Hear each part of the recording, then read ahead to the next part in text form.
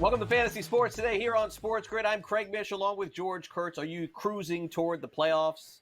Are you trying to get yourself in? Don't worry, we got you covered. Craig and George here with you for the next hour. Abridged version of the show, George. And hey, it's a huge week for a lot of folks in fantasy football. We are coming down to the wire in the season. Yeah, technically this is the at the halfway mark of the NFL season as well. Not the fantasy season, but the NFL season, I guess, when we finish half the games on Sunday here. So we're getting there, right? If you're at 3-5, you really need a W this week. I think there's no question that a lot of people are searching for wins. Let's get into the latest headlines here and start off with some injuries in the NFL. Stephon Diggs out for the season with a torn ACL. The Colts have made a quarterback change. They've went to Joe Flacco. Deontay Johnson traded to the Ravens, and we're waiting for Christian McCaffrey to come back, George. The bottom line is that the Houston Texans lost to the Jets Thursday night. They are certainly up against it. They're offensively challenged. Yeah, that was an ugly game Thursday night, right, for Houston. No Diggs. Collins, I think, is back in week 12 or maybe week 11, so you're still without him a little bit, but that offense looked off outside of Joe Mixon. I know Tank Dell had a big game here, made the one big catch there, but they had problems in the red zone there. They had problems protecting Stroud, right? I mean, he was under constant pressure by the Jets here, so there are big worries for the Texans here, both in fantasy and in reality. Yeah, I think there's no question that right now the Texans are one of those teams that are on the inside looking out, but that could quickly change to the outside looking in. What do you make of the change from Anthony Richardson to Joe Flacco? Do you think, George, this is going to make any difference? Fantasy-wise, yes. All right, I do. I think this is great for Michael Pittman. Right, great for Josh Downs because Richardson couldn't get them the ball. It's not all his fault. And when I say it's great for fantasy, maybe not reality, I think Joe Flacco does make them better now. But Craig, when they drafted Anthony Richardson, we all knew what the problem was with him. He was really, really raw, right? That it was going to take time. And yes, you sort of lost that time when he got hurt last year and missed most of the season. But then you had to realize this was the season where he was going to have to learn and have to make mistakes. And if you weren't willing to do that, then you should not have drafted him. All right, this is a weird move in my part. Yes, you're better now. And Joe Flacco, hey, with Houston struggling, you might win the division. Fantastic. What does that do for your future? Sooner or later, he's got to play, and you're going to give up, a half a season or a full season for him to figure things out here. So I just don't know what direction they think they're heading here. Yes, maybe you'll squeak until you win the division. But Craig, are they a Super Bowl team? No. No, definitely not. And I think that right now you have to ask yourself the question. I mean, there's no doubt that Anthony Richardson in fantasy has been a bust, but the Colts sort of kind of have to figure things out and see where they go. And George, there's a lot of other injury issues in the NFL. We on Friday got some late word on Puka Nacua. You and I have talked about Sean McVay quite a bit here on this show. McVay says that he's doing everything possible there is to play, but if it's left, it's right with McCaffrey. I'm sorry, with McVay. If it's right, it's left. I think you got to prepare for other options, man. I don't trust this guy. And this is a problem, Craig, is this is the late game on in the late slate, the 4:05 or 4:25 Eastern start here. So your backup maybe a 1 o'clock start. And you've been on this all season long. You can't trust McVay, and you've convinced me. All right, if I don't have Nacua anyway. Yeah, you've got me. I don't have Nacua anyway because I don't like draft hurt players early in my draft, so I don't have them. But if I did, if I have a decent backup, I'm not starting as of right now. Yeah, we're still, 24, 26 hours from the 11:30 deadline when we find out inactives and stuff tomorrow. Actually, it'll be 2:45. I'm not going to take a chance. All right, I'm not taking a chance. I hate it because I think Nacua could be an easy game breaker for you, but he could also kill your team with a 0 here. This is a killer. This is an absolute killer if we don't find out more concrete information in the next 24-plus hours. Yeah, I agree. Let's go through quickly the Jets and Houston Texans on Thursday night. George, I was impressed with the Jets. I thought they played well. I thought finally the targets were met, so to speak. But I still wonder what the long-term vision is here. I'm hurting. I got Breece Hall. I was hoping for a bigger game, but you feel good about Devontae Adams. You also feel good about Garrett Wilson making that incredible catch. Beyond that, the Jets seem to be changing what they're doing just to win games. I don't know that that's going to help us in fantasy, but it definitely will help the Jets win. That first half Thursday was painful. All right, that was hard to watch. Both teams struggled on offense here. Nothing was really much was getting going. Second half was obviously much better for the Jets. All right, if you started Garrett Wilson, you're thrilled, right? Big game. He had 2 touchdowns. I think he had 9 for 90, something like that. So good game there. Devontae Adams, which was, Anthony went for concussion protocol. You think, oh, great, that's a loss. But hey, he came back, got you a touchdown there as well. Big game for him. Rodgers had the 3 touchdowns, just fantastic, but only 200, I think it was 11 yards. So really not great production there. And I'm the first person to tell you, both my home leagues, both super flexes, I have Aaron Rodgers and didn't start him. I sat him for pretty much Trevor Lawrence and Geno Smith. So I'll be hoping those guys get more than the low 20s in points that Rodgers got. Is this a sign of things to come? Maybe. It's the first game I would say this year, Craig, where the offense and defense both played reasonably well. Like I said, offense was more a half, not the whole game. Defense played great the entire game. Jets' schedule second half is easier. Can they take care of business against Buffalo when they play them again? Against Miami? Can they? The division's over. Buffalo's got that. Can they possibly make noise for a wild card? I don't think so. But hey, a win's a win. Yeah, it is. I mentioned Breece Hall. I mean, I thought it was one of those games, George, where I expected more from him. I don't think he would have dropped the ball on the 1-yard line, George. I think he would have went across if they gave him the ball. I guess a story for another day. But is Hall going to be that guy again this season? That was a first-round pick. I mean, it has been weeks since we've seen production from him. He's looking like he's in the bust category. All right. For whatever reason, remember that play where Rodgers did, I almost called that because he did that all the time with Green Bay. All the time with Green Bay. He thought he would catch teams off guard and not do the 1-yard dive and throw the ball. Did it all the time. It was so frustrating if you owned any Green Bay running back by then. You loved it if you were an Aaron Rodgers owner, right? Because then you get a free 4-6 points, whatever it might be. But I can't say I was all that surprised by that. The offensive line is not good. All right, I don't think Rodgers makes the season, by the way. All right, he's getting hit a lot here. I have a tough time seeing him staying healthy. It's hurting Hall. Allen, he's sort of his own blocker. All right, so he's a big guy. He can go through it a little bit more. But Hall is looking like he's going to be in that bust category for me, Greg. Yeah, I think so too. Braylon Allen, look, you can't play him in fantasy. All right, so let's shift it over to the Houston Texans. What do we do here, George? What do we do? C.J. Stroud, is he in the Mahomes category of unplayable at this point? I know someone's going to throw something at our screens saying, are you crazy? But without Nico Collins, let's be real, without Nico Collins, I don't think that you could play C.J. Stroud. In a one quarterback league, you should be able to do better right now. All right, you should. And remember, even when he had all 3 healthy wide receivers, he was not lighting it up. All right, so there's that too. But without Nico, yeah, he's struggling. And it's a little strange because the run game is doing so well, right? Joe Mixon is tearing it up. He's been great. Joe Mixon's he's been fantastic, right? I'm not going to say a fantasy MVP. He was drafted in the second, third round. We were expecting good things, but he's been really good here. So you would think that would open up things for the passing game, but it has not worked. All right, now you lost Diggs. All right, you mentioned Collins out for at least another week, I believe, maybe 2, before he returns there. Maybe when Collins comes back, everything's fixed. Sort of the opposite from last year, right? Collins, you got Dell, Schultz, Mixon. So it should work again. But like I said, when they were all healthier earlier, it was good. I mean, it was okay. It was solid, but it wasn't great. It wasn't what we expected here. So to answer your question, like I said, I think C.J. Stroud, in a super flex 2 quarterback league, you have no choice. But in a 1 quarterback league, you should be able to do better. Yeah, I agree with that. Well, anyway, we've moved on from the Texans and Jets. There's a lot of better matchups, I think, coming up this weekend.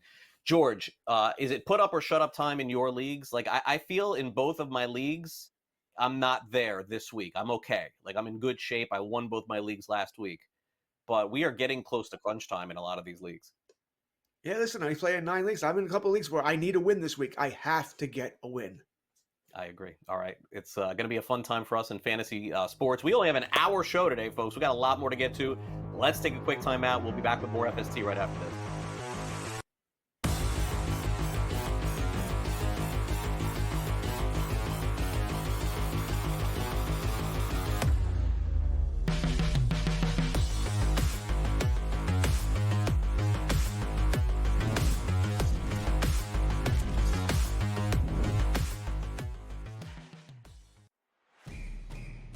It's a new era in CFB to start off this year, put on full display. My take on this game is simple. I know some people will be upset about it.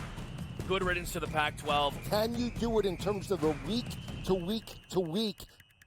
I don't see a pathway for this team to miss the college football playoffs. We want to make sure you have those best bets in the entirety of our betting cards. That was Lincoln! but he had that program was already going there. Only on SportsGrid. Tatum has fixed that hitch. He now shoots it at the top of his jump. His release is really pure. And right now he's shooting it at 49% from three. Now, I'm not saying he's going to shoot at 49% from three for the season. But if he's at 42, 43%, Lord have mercy, look out below. Jason Tatum, right now, my number 6 player in the NBA.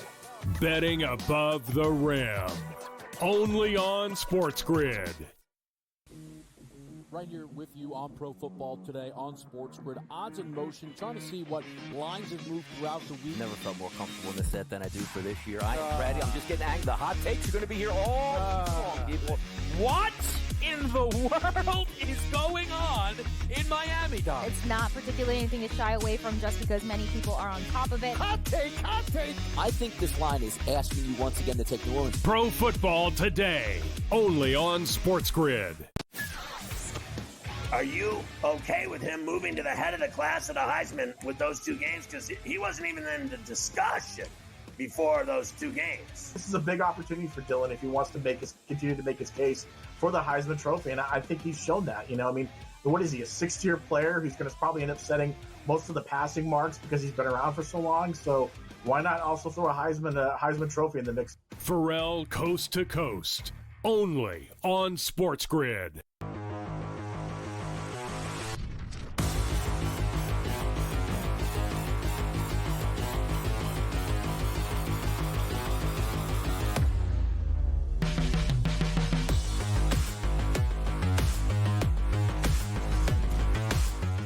Overperformers, underperformers. I guess, George, beauty is in the eye of the beholder. Maybe some people feel that they'll be able to continue this matchup. Welcome back to Fantasy Sports Today here on SportsGrid. If it feels like we're going fast here on the show, we are. It's a 1-hour show today. We got some great programming coming up for you at the top of the hour. Coach Bowden's all ready to go with a lot of his analysis, so make sure you stay tuned to that if that's what you're streaming and you're watching next. Let's talk about last week's game. The Denver Broncos, was it a bye week, George, for the Broncos? A bye week with a win? It felt like that for the Broncos. They were huge favorites in the game. And I mean, I don't know how anybody could back Carolina at this point. But Bo Nix last week, he got an early Thanksgiving present, Christmas present, Hanukkah present, something present. 284, 3 passing touchdowns, and 1 touchdown rushing for Bo Nix. You know what's going to happen, George? I'm going to tell you this right now. Now, again, Bo Nix may be great. Okay, let me say that he may. I don't know. But we're going to be doing the show in a year from now or less and talking about, look at what Bo Nix did last year. He threw 14 touchdowns, and it's all going to be that game against the Carolina Panthers. I have a feeling. That's nothing against him, but we are talking about if Carolina isn't the worst team in the NFL, I don't know who is. Let's put it this way. If you have C.J. Stroud, you're not benching Stroud for Bo Nix. All right, let's face it here. Bo Nix is a super flex 2-quarterback league. You want to slide him in there? I don't really have an issue. They're playing with Baltimore this week. We know Baltimore can't cover anybody, so there should be opportunity, and they should be trailing, so he should have to run. But Carolina is not an NFL team. All right, that is they have issues. All right, they have issues. They're throwing the season away. All right, they're trading people away, so they're not going to be very good. Deontay Johnson's gone on Baltimore, actually. Small world. And, I don't think he'll be the last person traded. All right, the deadline is on Tuesday, so I think they might trade some others as well. It's a bad team. All right, it's just a bad team. And they don't want to get better because you want that top draft pick. So they're not going to get better. So they are the gift that keeps giving. Pretty much they were the treat and the trick or treat for Halloween for Denver here. Right. Do I expect the same thing from Bo Nix? No, I don't. I don't think he's bad, mind you. He's a young quarterback who's gotten a couple of breaks. He's solid. Yeah. And I think this week, once again, a super flex start, sure. They'll be trailing. Baltimore has troubles in the secondary here. Go for it. They will. But I think he'll be I think it could be a franchise quarterback, Craig, but not, a franchise quarterback. He'll be a guy who needs help around him to survive. He'll need better wide receivers, better running back, better defense. He can be sort of a game manager. Yeah. It's funny that you mentioned Halloween. I just want to bring up real quick, George. You're trick-or-treating. So we went trick-or-treating on Thursday night. We had some families over the house here. I live in a community in South Florida, so you can imagine it's, a lot of kids, a lot of people walking around. Never really thought to use my Arlo to sort of see what would happen when we left the house. But within like 10 minutes of us leaving, we left all the candy out. And at first, like, there were some nice kids coming, and then all of a sudden somebody came and just took all the candy, man. Like, they took it all. Like, is that like a normal thing? Not leaving anything? Yeah, that's it. You're gonna get people who do that, It's terrible. I don't listen. I felt back so when I bad went with because my then these kids, little kids kept coming, they got nothing. and like we were out, and I was looking at the camera just for fun, and I was like, "Oh, they're out, they're out." I'm like, "No, we're not. We had a lot like 15 minutes ago." When I feel bad because I enjoy Halloween. My house is all decorated with it's scary decorations, skulls, the ghosts, and you get some kids coming up, little small kids, and they're scared. I got the pumpkin and stuff like that. They won't ring the door. I got to open the door. I'm like, it's okay, but it's a good time. Halloween's a good time. I forgot to bring it up at the top of the show, but since we only have an hour, we could have spent a whole segment on it, but today we can't. Okay, so I don't know that this player is an overperformer. I'm having a really hard time, George. My teams are good, but my second running back in these leagues are falling apart. I'm waiting on McCaffrey in one, and in that one, I have Devin Singletary. I feel like he's done because of this guy, Tyrone Tracy. Where did this guy come from?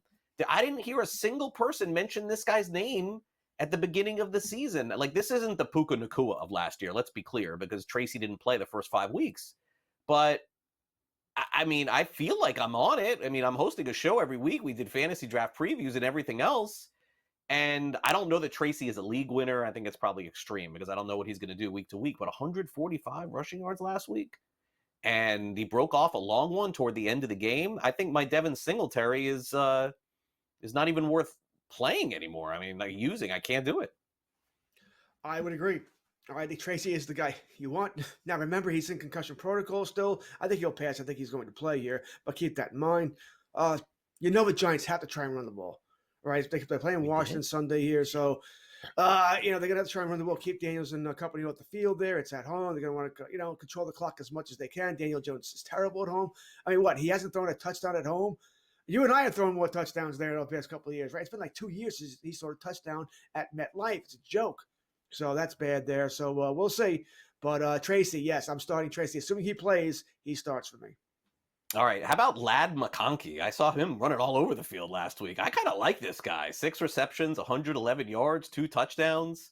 In this Harbaugh offense that doesn't have Mike Williams and remember Guyton and all those guys that were just running down the field, I think McConkey's going to be good. I don't know that he's an overperformer. I could see 450 and a touchdown again. I like him. The numbers you put up, 450 and a touchdown, okay. Touchdown's finicky. He could get that. I think it's about right. I don't love the matchup against Cleveland this week. That team can play defense. We're seeing them play better now that they finally got smart and went away from Winston. So I would rather not start him this week if I could. And we only have two teams on bye, right? San Fran and Pittsburgh. So you should be okay. But I don't see a big gain coming from him this week versus Cleveland. Okay. And last overperformer, I mean, this is the easiest one of the season. Kyle Pitts went from tight end 10 to like tight end 3 in 1 week. 4 receptions, 91 yards, 2 touchdowns. Hello, Kyle Pitts. Actually, let me give credit. Kyle Pitts' last few weeks has actually been pretty good. Fantastic. Probably fumbled that ball when he did the same thing that Corley did yesterday. That looked like a fumble to me, boys and girls, but he won't do that again. But they are just playing well here. They're scoring points. They play the Cowboys this week. I'm probably not going to be happy during this game. And we all saw what George Kittle did to the Cowboys Sunday night. All right, Pitts can do the same thing. It's almost a matter of who does Cousins want to pass to. Trayvon Diggs could be out of this game. He's a game-time decision. Second cornerback, Deron Bland, game-time decision. Cowboys are a mess on defense. Yeah, and credit to George, sort of. He said that the Falcons were going to crush the Bucs. They didn't crush them. I was almost going to text him when Tampa Bay was up, but he was right. He was right. Atlanta did beat Tampa Bay. Win column for George. Loss column.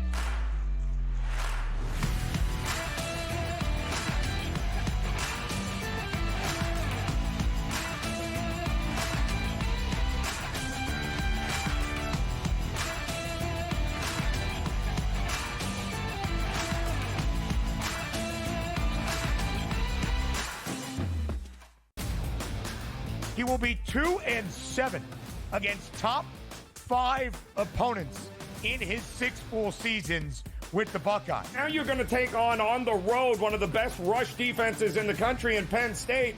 You're already having trouble rushing the ball. So what does that mean, Ben? That means Ohio State is going to have to rely on Will Howard to throw the ball on the road. The Early Line, only on SportsGrid. Anyone that's been to a sporting event, the atmosphere before a game, I think Game Time Decisions has that same exact atmosphere. This is our arena. This is what we do. There is going to be an energy to Game Time Decisions that you will feel night in and night out. The excitement you get when you lock your bets in, when you're figuring out what you want to do, we can zone in on the biggest games each night. I want this to be the place that people come to before the games start so they feel as ready as possible to lock in their cards. We are going to hit every single one of those markets that you need to know about. We're gonna go through every single thing, and I've got a great team behind me that's gonna help me get the job done. There is not gonna be a better place, I promise you, than Game Time Decisions to get that new information, react to it, and be able to then bet accordingly. We will have everything at our disposal, and we will use that to our advantage. I'm Kevin Walsh. Tune into Game Time Decisions from 6 to 8 p.m. Eastern on SportsGrid.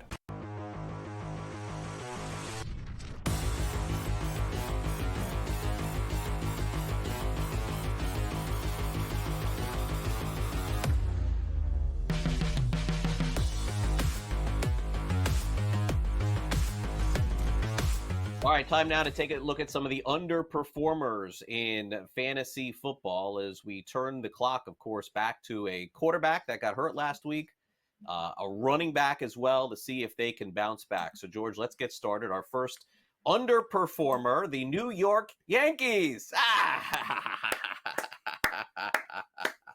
I had to do it. I'm sorry. I had to do it.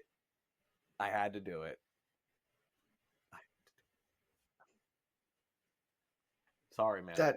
Don't. I'm sorry.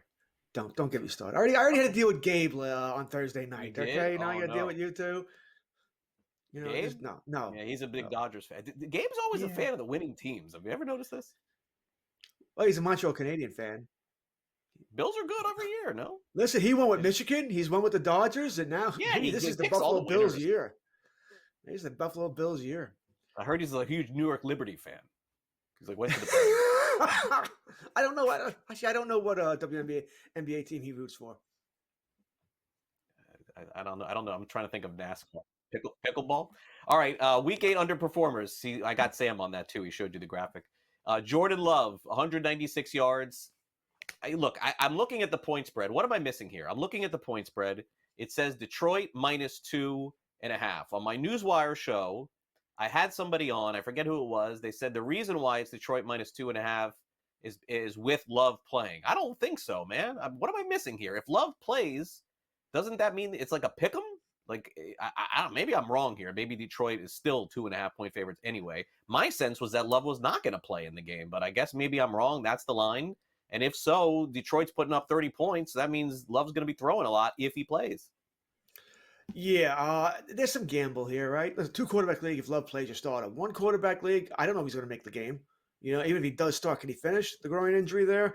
He's practiced in a limited capacity Thursday and Friday. All right, I think he at least starts here. Listen, if he wasn't practicing, I'd be more worried. I have luck in one league, so he's going for me. But in other leagues, I picked up Malik Willis just in case. Just in case he's late inactive here, and I'll start Willis in those leagues here because I think it'd be a good matchup for him. Willis has played well this year, so I think Love starts, and if he starts, he probably starts for me, Craig. I'm going to go. This should be a high-scoring game here. As for the betting purposes, yeah, I'm on Detroit. All right, they're playing. So I know it's in Green Bay. If you saw the highlights yesterday at practice, it was snowing there. All right, so it could be fun. I don't know what the weather's like on Sunday, but it could be fun there. We're getting to that time of year here. Love goes for Green Bay. He goes for me. Yeah. Now our next player here is going to be somebody that's either going to win in the fantasy playoffs for you, George, or you're going to lose starting this guy because Seattle is impossible to figure out. Impossible this season. 1 week they look awesome. 1 week they look horrible. Kenneth Walker last week, Buffalo wasn't part of the game plan. That's what happens when you're down 3 touchdowns. So, George, I would fully expect a bounce back from Kenneth Walker. And then the following week, I would expect him to do this again. I can't figure them out at all. They're annoying. They're definitely annoying. We expected a big Kenneth Walker game last week, right? Because, no DK Metcalf, keep the ball on the ground. It was going to rain. And it did rain. Bad weather, so keep Josh Allen off the field. And we just didn't get it. It was just ugly. And a lot of Charbonneau in the second half too, so we didn't even get garbage time points. Very frustrating there. That being said, if you got 2 better running backs than Kenneth Walker on your team, that's true. God bless you. All right, God bless you. I don't. I have him in one league. He's starting, and you said fingers crossed, prayers up, whatever it might be. Hey, they're at home. They're playing the Rams. The Rams don't have Nakua. We're not sure about him. Once again, this could be sort of a runaway game for Seattle. Yeah, I noticed the injury report on Friday at running back. Speaking of Walker. For those of you who, maybe don't pay that close attention, but not only T. Higgins for the Cincinnati Bengals listed as doubtful, but all of a sudden, Zach Moss, the running back on the Cincinnati Bengals, also listed as doubtful. George is right. Like, with any bye weeks and any players injured, you're going to have to play virtually everyone we're talking about here. That probably also goes for Jordan Addison, although we did get the official word on Friday that TJ Hawkinson is back for the Minnesota Vikings. That's going to eat into, I think, somebody like Addison's numbers, maybe not as much Jefferson. Underperforming, though. 2 receptions, 22 yards. He could double this, by the way, George, and it still wouldn't be great. He's touchdown dependent, right? The numbers aren't there. The targets aren't there. And you mentioned Hawk is back, so he's going to get his targets. I think Hawk scores this week, by the way. It's a good matchup against Indianapolis. We know that this could be a high-scoring game here, but I don't want to start him. I don't. I have him in a couple of deeper leagues, so I don't think I am starting him here. But he's been frustrating. I don't want to go with him. All right, coming up next, it's time to hit the waiver wire in fantasy football. Who should we be picking up? Less than 10% owned in Yahoo Fantasy Leagues and CBS and ESPN. We got that information for you coming up next on Fantasy Sports Today.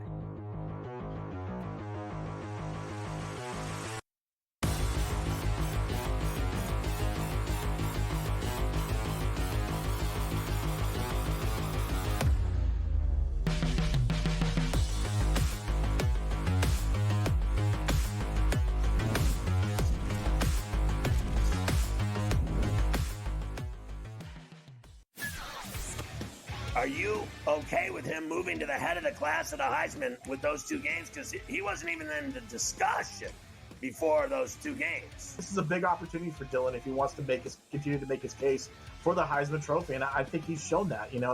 What is he, a 6th-tier player who's going to probably end up setting most of the passing marks because he's been around for so long? So why not also throw a Heisman Trophy in the mix? Pharrell Coast to Coast. Only on SportsGrid. Anyone that's been to a sporting event, the atmosphere before a game, I think Game Time Decisions has that same exact atmosphere. This is our arena.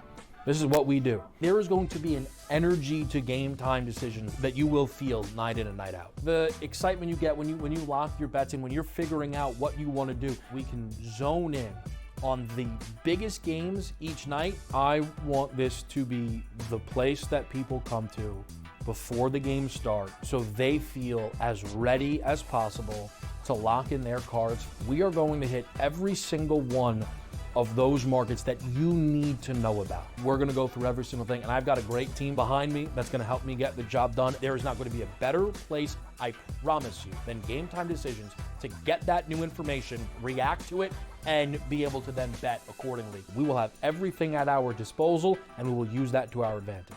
I'm Kevin Walsh. Tune into Game Time Decisions from 6 to 8 p.m. Eastern on SportsGrid.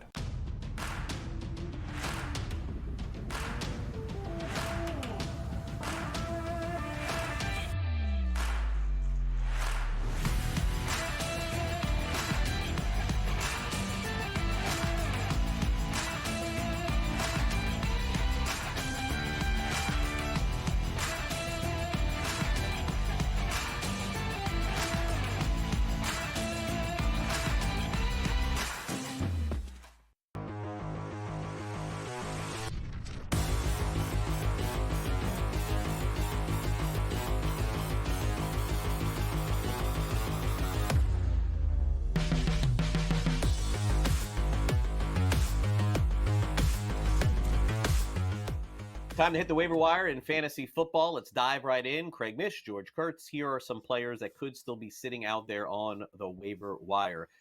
George, it just depends on the league size at this point. 12-team leagues.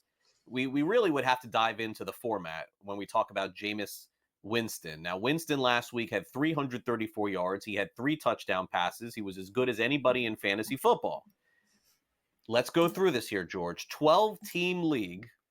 Are you picking up Jameis Winston and starting him this week? Let's begin there. 12-team league. Would you pick him up and start him? 12-team, whether or not I'm picking him up would depend on how many backup quarterbacks are out there. All right, some leagues, everybody's out there, right? Kirk Coates might still be out there. Some leagues, no. If backup quarterbacks are gone, yeah, I'm picking him up. All right, listen, is he going to frustrate you? Sure, he's going to throw picks. And he should have thrown about 2 or 3 picks last year, including the one that would have lost the game. All right, Kyle Hamilton should have caught that ball. He dropped it. But there were 2 other picks that were dropped as well. The Ravens secondary needs to get on that jugs machine and start catching footballs there. A lot of drops there. But yes, and like I said, if quarterbacks are shallow, he is a pickup. And Greg, top 12, he's right there. He's right there. I would start him. I would have started him over Stroud. I would start him over a lot of guys here. Yeah, I think he is a start this week. Ricky Pearsall on the 49ers. I think that he would have been a great pickup if they were playing. But, given the fact that I think that Deebo Samuel is going to be healthy, I think Jennings probably is healthy. He's a nice little stash, I think, to have just in case one of those receivers gets hurt. It does feel like the 49ers have so much fantasy draft capital, you want to have their backups. You mentioned I'm not going for him. Same thing. I don't see much high upside here. Not yet, anyway. Jennings should be back. Kittle, Deebo. I mean, what is he, the 4th option there? And really the 5th option because Christian McCaffrey will be back. He's going to catch passes as well here. So, no, I'm going to pass on Pearsall. All right, Taysom Hill. This was a big bust for me. I thought Hill was going to be a factor this year. And as soon as Carr went down, I'm like, all right, it's Hill time. It has not been, man. 2 touchdowns, 97 rushing yards, 4 receptions. I'm shocked. I'm actually shocked that Hill was not more of a part of the offense. I have to think, George, the injuries to him caught up. He's 33% rostered, but I don't know why you would pick him up at this point, even with the qualification of tight end and quarterback. Where are you going to play him? I'm not. He's the kind of guy where you just have to start every week, and you'll get that big week here and there, right? Well, okay, he'll get the touchdown or 2 touchdowns because they ran some weird plays here.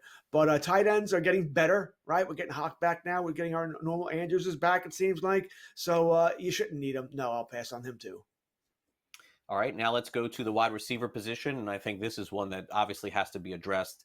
Jalen McMillan, Tampa Bay's wide receiving situation is a wreck. It was good to see Cade Otton get involved in the offense last week for the Bucs, and I think he is going to be a significant contributor to their team. What do you make of McMillan? And furthermore, is there anyone else that you would pick up at wide receiver for Tampa Bay? Yeah, but as you said there, Otton is a must-start, by the way, for your team. Yep, so absolutely. Go get him. Mayfield has eyes for him. As for McMillan, now you mentioned you gave him a W last week because Atlanta scored a lot of points against Tampa. That's really what my W was. I did not think they would play as poorly on defense, and Mayfield would do so well. And Mayfield did do well, right? McMillan put up points here, so I think he's a grab. Is he an automatic start for me? Probably, because Tampa's going to give up points. They don't have much of a defense here. I don't see them being able to stop teams. Now they do play Kansas City. Right, that's the Sunday night game this week. We know Kansas City has issues as well here, but Mayfield's going to have to throw the ball. All right, He's going to have to put that ball in the air here. Yeah, I think he's a start for me, Craig. Yes. Yeah, I agree. I think he's a good pickup. And always the backup quarterback when the backup comes in, the backup receivers play. But this is more of a situation where Cleveland has nobody left at wide receiver. And Cedric Tillman was picked up in a lot of leagues this week just off the strength of the one play that he made at the end of the game against the Ravens. Now, we've seen Tillman play a little bit before. It always seems like Cleveland likes him until their guys get healthy, and then he goes back to the bench. But I just don't think that there's a choice this time. Agreed. Listen, once again, Winston likes him. He knows him. I'd rather have him than Judy. All right. So it's really not about him. Right. He's there. He's there. All right. But I'd rather have him than Judy. Njoku is going to play this week. He was on the injury report. He's probably the second guy I'd like in that passing game for Cleveland. It's a tougher game this week against the Chargers. I think it's more of a defensive battle here. We'll see if Chubb can keep the ball on the ground. But yes, on Tillman, I want him. All right. Now let's play a little game of hold or drop. These are players that could be players you want to hang on to or potentially even drop in fantasy leagues. We'll start off with the tight end position with the Rams. George, when was the last time the Rams had a good tight end in fantasy football? It has been a really, really long time. Everett and Higbee, and now it's Colby Parkinson, 23 catches, 214 yards. I mean, I'll go first because it's easy. You can hit the drop button. There's no reason to. I understand a tight end with any kind of substance who's averaging 4 or 5 catches a game is solid, but this just does not feel right. I don't need to have him. Tight end has fixed itself. It was National Tight End Day last Sunday, right? Nice made up holidays. And they went, well, there's 15 touchdowns, I think. So they went off here. Kelsey, Bowers, McBride, Njoku, Ingram, Otten, Pitts, Kincaid's playing better. Laporta's showing up here. Yeah. So Hawkinson is back. No, Parkinson's a drop. No, you should be able to do better. At the wide receiver position, Wan'Dale Robinson had a chance to really establish himself when Malik Neighbors got hurt. And in the end, he really did. But now that Neighbors is back, George, I wonder if you would still hang on to him. His numbers are at the end of the season, by the way, are going to look like this. 75, 80 catches, 700 yards, 5, 6 touchdowns. That's a draftable player in fantasy. Would you hold or drop Robinson? I think you can only play him if Neighbors is out. But as of right now, he's back. He's better than a 0. You know, he's that guy. He's rarely. You mentioned the numbers here. Those sound like nice numbers, but he's rarely going to have a big game. He's not going to have 6 catches, 120 yards, and 2 touchdowns. It's not the type receiver he is here. So he's a 10-point guy. That's really what he is. You're praying for that touchdown there. Do I want to drop him? Depends on what else is on my roster. He's not an automatic drop, no, but he's not an automatic hold either. All right, he's that guy. He's a bye week filler. I already mentioned those stats with Daniel Jones. He has not thrown a touchdown at home in almost 2 years. It's a joke. When's that going to get fixed here? So he's not a guy I'm dying to keep. All right, let's go now to the quarterback position. And right now, we don't think that Anthony Richardson is going to be starting for the near future. We don't know what the week 15 looks like. But, George, are you still hanging on to hope that Richardson this season comes back and you can start him? Of all the quarterbacks in fantasy, he's been the biggest bust. Yeah, I mean, dynasty leagues, keeper leagues, absolutely. 2 quarterback leagues, probably. 1 quarterback league, probably not. Especially like I said, if you're in one of those leagues with lots of quarterbacks on the waiver wire, why bother? Why eat a spot up? You're going to need that. I don't know when he gets his job back. Maybe 2 weeks, 3 weeks, week 15. I don't know. Maybe. And if Joe Flacco is playing well, which for the most part he has done the past couple of years when called upon, he's going to keep the job. It could just come down to, even if he plays, whether the Colts still lose, they had a contention here. But right now, Houston's playing poorly. Colts are in contention here. Drop for Richardson. All right. And finally, let's do one more. Tyler Lockett will do. How about him on the Seattle Seahawks? George, remember Lockett and Baldwin, right? Remember those two? What was that, 2022, 21? Yeah, drop time. You can give me the drop on Lockett. It's over. Can't argue with you. Once again, we already talked about Walker and how disappointing he was last week. Lockett was the same thing because there was no DK Metcalf. So we thought there'd be more, hey, more opportunities, more targets. Didn't happen here. And, yeah, he's been around a while. You just wonder if they, what he can bring to a team, maybe he can't bring it anymore. A little old, father time caught up to him, that sort of thing. So I'm with you on the drop here. And listen, when we say drop, we don't mean automatic. Those are what else you have on your roster. What else is on the waiver wire? Yeah, you may be the 12-team league, but 8 reserves, there's no one out there. Well, then you don't drop them. But you play with 5 reserves, you may be able to find better. We're certainly dropping for Tillman, for McMillan, the guys we've talked about like that. But yeah, he's just, when are you starting him? No, you can't. And that's the thing, is if he's just going to be sitting on the bench, you may as well find somebody with some potential to pick up. All right, we'll come back. I'll talk a little daily fantasy, some buy or sell over on DraftKings. You're watching Fantasy Sports today here on SportsGrid. Craig Mish, George Kurtz. We're back after these quick messages. Don't go away.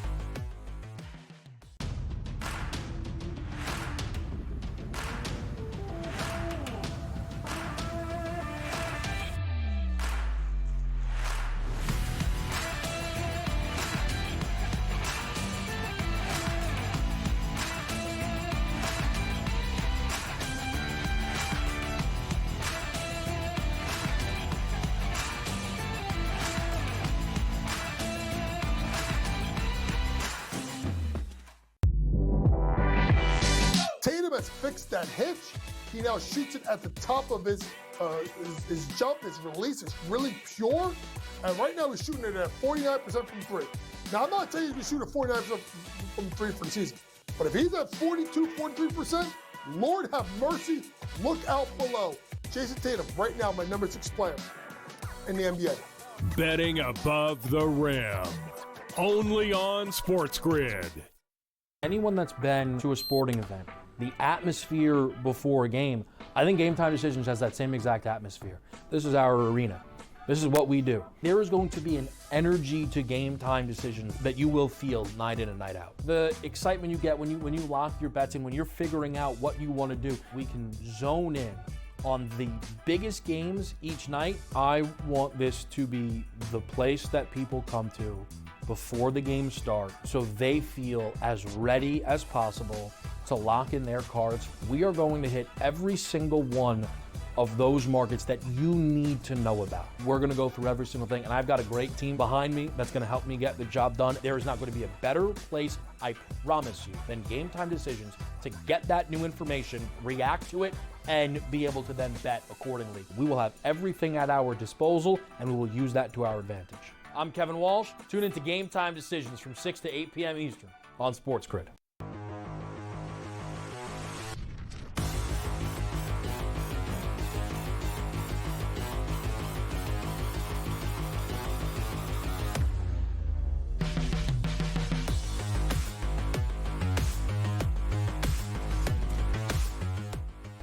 Welcome back to Fantasy Sports Today here on SportsGrid. Time now for us to take a look at some of the daily fantasy options and also buy or sell. In addition, we take a look at each game one by one. And George, dare I say, the Las Vegas Raiders, who sort of fumbled and bumbled their way through last week, actually put up a better offensive fight than a lot of other teams have against the Kansas City Chiefs. Sort of bizarre that they did that last week. They made some mistakes. That game actually could have been closer. They ended up covering that spread. But as I was watching, I was thinking, how are the Raiders doing this?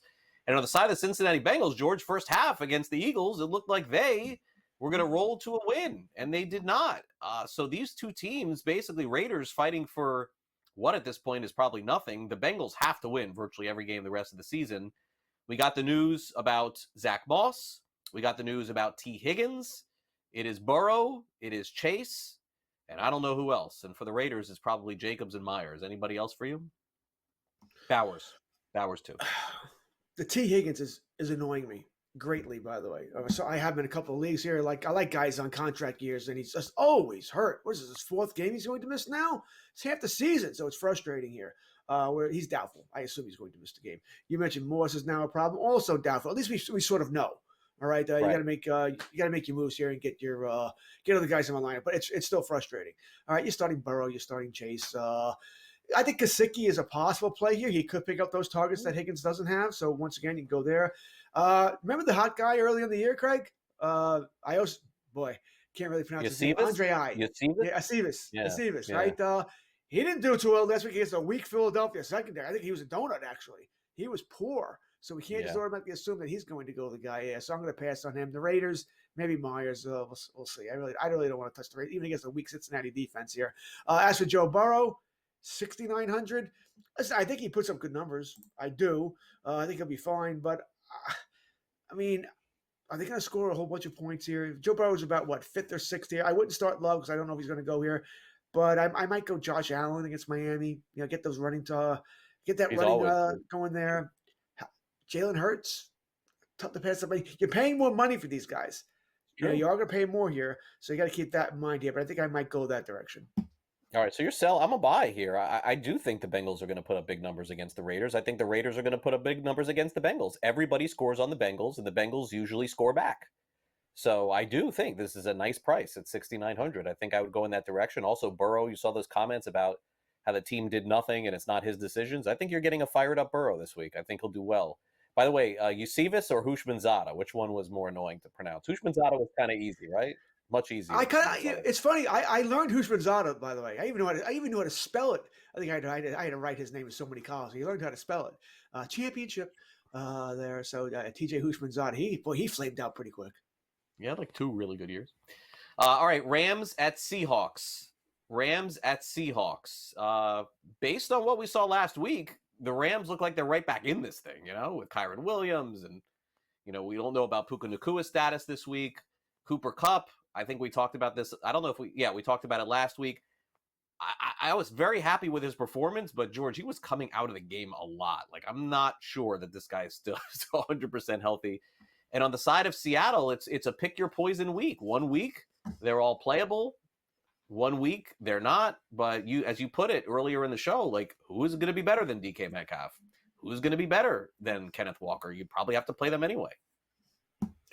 Yeah. No, I agree about the Rams, by the way. They are right back. If everyone's healthy and playing, I mean, this is a good offensive team. They're no fun to play, right? Nakua, Kupp, Kyron Williams has been almost a fantasy winner here. Right? He's a touchdown a week. Every week he's at least one, and Stafford back playing well. I wondered last week with Kupp, Craig, if they were, because they were thinking about trading him, right? So they wanted to protect him. And now that they said he's off the market, they're not going to deal, and they think they're back in the play for the NFC West, which I think they are. That's off the board. He's going to play his normal amount of snaps here. So I am willing to buy in on Kupp. That he's going to be good. It's chancy because your point is very well taken. Maybe he's not healthy, and they have to manage his snaps the rest of the year, or at least another couple of weeks here. But well taken here. The Hawks. I'm starting Walker. We already discussed that. Charbonneau. He'd be the second running back, right? We're not starting as a running back one. You're going to pay more for that. As a second running back, I don't hate this. All right, I think there will be points scored in this game. It's a decent amount of money. It's for a running back two. It probably means I saved elsewhere because generally for a running back two, I need to go cheaper here. I mean, I would probably rather save money and go with Austin Eckler. Justice Hill might be someone I'd go with. Not a great matchup for him. Roshan Johnson, he seems to get a touchdown every damn week. And you can save $900. So I like Charbonneau. I do. And as a Walker, someone who has Walker on a couple of teams, he plays way too much. All right, let's play Walker. Let's sit Charbonneau. So there is that. I know he's going to be in this game here, but I'm going to sell too much money for me. Yeah, sell to me too. What is Chuba Hubbard's price? Probably about 6. I didn't look at this week. He would be more. 7? He must be way up there. I'm looking. There it is. Right in between what you said. 65. Yeah. So for me, it's like I'll spend another 1,000. I know it's still a lot in DFS, but I'll spend my extra 1,000 and figure it out somewhere else. I'm gonna sell on Charbonnet. I can't play him. All right, Lions and Packers, all hands on deck. We don't know who's going to quarterback the Packers as of now. It looks like there's a chance level play. If not, it's Malik Willis. So that's going to change the game. I don't know how we analyze this beyond saying you play everybody on the Lions. I guess so. Goff is a tough start actually because he's just too good, and so they don't need to throw anymore. Amon-Ra St. Brown, Laporta, the two running backs. George, Khalif Raymond. How about Khalif Raymond? It seems like he scores every week too. He's a nice little super utility player, right, for them, right? Receiver, returns punts, so he does some damages. You already said it. You have a Lion, you're starting him. I mean, it's really that easy for me. So you're starting him there. One thing about Goff, this is an outdoor game. His numbers outdoors are generally not good. So keep that in mind there. Don't get me wrong, in one quarterback league you're starting him, but DFS, I'm not touching Goff. I'm not going anywhere near him. I'll pass on that. But like I said, you have a guy you have in your team, you're starting him. Packers, though, if it's Willis over Love, I'm probably not playing their wide receiver game. Yeah, and Dobbs is priced at $5,700. That was one of our buy sells. Kind of hard to give a strong opinion when we don't know about Jordan Love. Broncos and Ravens, we got Mark Andrews at $4,200. George, buy or sell on Mark Andrews, $4,200. 42, you're saving a lot of money here. Top tight end goes to 6, right? That's Bowers. Yes, I'm a buy here. He's back. They're looking for him in the end zone. Points are coming. All right, we'll be right back. Don't go away.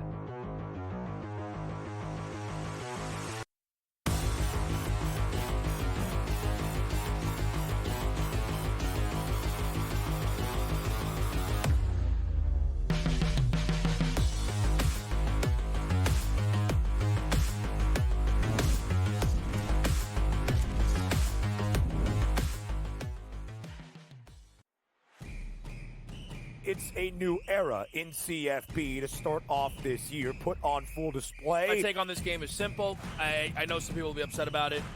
Good riddance to the Pac-12. Can you do it in terms of the week to week to week?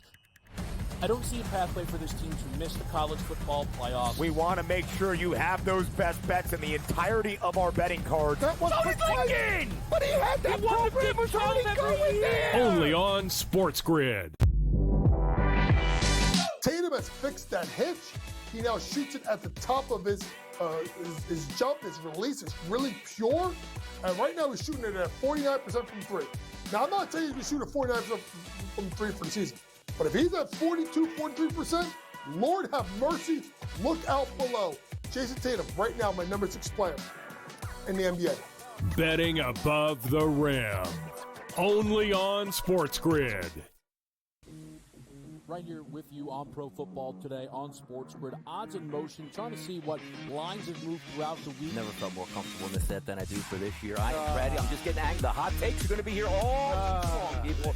What in the world is going on in Miami, Dom? It's not particularly anything to shy away from just because many people are on top of it. Hot take, hot take. I think this line is asking you once again to take New Orleans. Pro Football Today. Only on SportsGrid.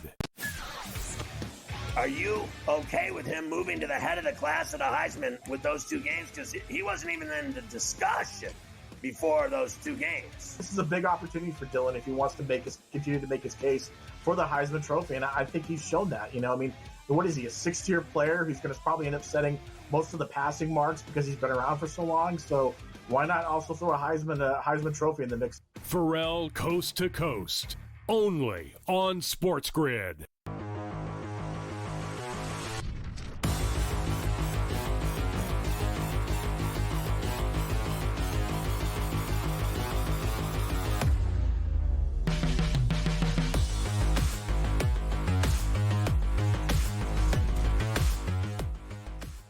Time to be bold. We've got George Kurtz here to go over his bold predictions of the week.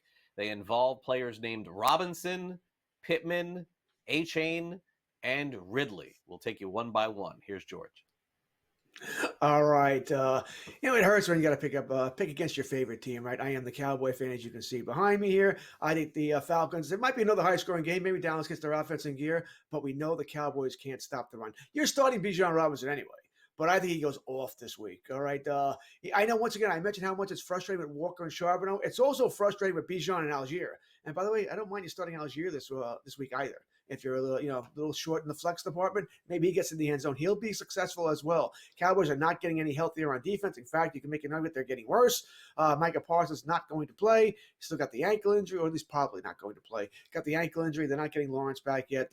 There's not much there for Dallas. We know their cornerbacks are weak as well. Bijan goes off this week. Absolutely crazy.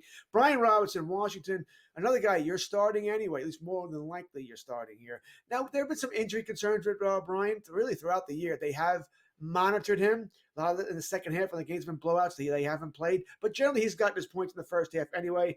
I think he goes over against the Giants again this week. Be shocked if he doesn't hit the end zone here. So I think both Robinsons, Bijan, Brian, I think they're both top 5 plays. Running back wise, I think they just go off here. Both get over 100 yards, both at least 1 touchdown, maybe even multiple touchdowns here. Colts. Now, Craig and I talked about this earlier in the show, right? That going away from Anthony Richardson may be bad long term for the team, but going to Joe Flacco is good right now for your fantasy players here, right? It's good for Pittman, good for Downs, good for Pierce as well here. Pittman has been invisible this year. Because Richardson, he's just not that kind of 3, 5, 7 stop drop find the wide receiver. He's more of a scrambling type of guy. Flacco's getting the ball. He doesn't want to run. He's getting the ball to the wide receivers. Pittman shows up this week, all right? 100 yards and a touchdown. Minnesota, this is going to be a high-scoring game in Indianapolis. Then we'll go to Buffalo here, right? Miami-Buffalo here. AFC East, important divisional games, much more for Miami than for Buffalo here. Buffalo's going to win that division. Miami trying to get back on track here. Tua's back. He sort of made Hill and Waddle useful again last week. A-Chain is also useful for this because, once again, those safeties are backing off. They got to watch Hill going right by them here. A-Chain's, I think, is going to have a big game here. Most of probably gets in the end zone as well, right? Everything's usable again on Miami. Now that Tua's back, it's amazing. The offense works again. All right, so A-Chain, I think, is another guy. I think it's a big running back week is really what I'm going with this because I had several other running backs I could have put here. Big running back week here. Now, I tried to be positive, but we got to go a little negative here. I know Calvin Ridley had a solid week last week. Good for him. I don't want to, outside of Pollard, once again, the running back, I don't want anything to do with Tennessee. All right, I don't want anything to do with the Tennessee Titans here. I don't see, Ridley is going to be shadowed by Christian Gonzalez. You look at the players he shadowed, better wide receivers than Ridley, better quarterbacks than Rudolph. or 11s, whoever starts, I don't care. He shuts them down. Right? There's not much upside here. You should be able to do better than Calvin Ridley. All right, fair enough. That is George's hot takes here, his bold predictions. Got a lot of great predictions coming up. 8 a.m. on Saturday, we've got the Bowden Blitz with Coach Terry Bowden and Joe Lisi. Stay tuned for that. Followed by College Football Today with Ben Stevens, Kevin Walsh, and Joe Lisi again. Is Joe Lisi on 3 shows today? Hopefully not. In-game live game day with Joe Ranieri and Cam Stewart, and then Joe Madden and Scott Wetzel at 4 o'clock. It's time now for the SportsGrid 60.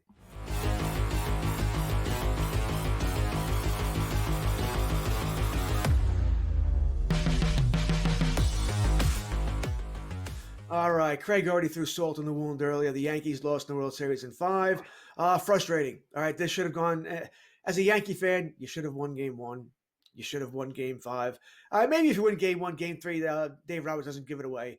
All right, maybe they do, but you should have won those games. But what's most frustrating, and boy, if you can see what Craig's doing. If Craig was next to me now, there's a good chance I'm knocking his chair over. It was frustrating that the Dodgers had a scouting report on the Yankees, that you can beat them because they'll make their own mistakes. And the Yankees did. I mean, I put the fundamentals. The Yankees just don't have them. Frustrating. Point is, I'm sad, Craig. Not so much that the Yankees lost, but baseball season's now over. 3.5 months. They beat Emmanuel Clase. They never should have beaten Cleveland. They should have got knocked out. I agree with you. Okay, all right. I'm just saying, like, the Yankees had a good year, better year than I thought. When did it? I talked about this on Newswire earlier in the week. When did it become Christmas on November the 1st? This Mariah Carey thing is out of control. Didn't she used to do like the song and everything after Thanksgiving? When did this start on November the 1st? I'm not ready for this. I'm not ready, number one, because I'm Jewish, but number two, like when the day after Halloween, it's Mariah Carey time? I don't get it. Have a great rest of your weekend. For George, I'm Craig. Merry Christmas. Now? Sure.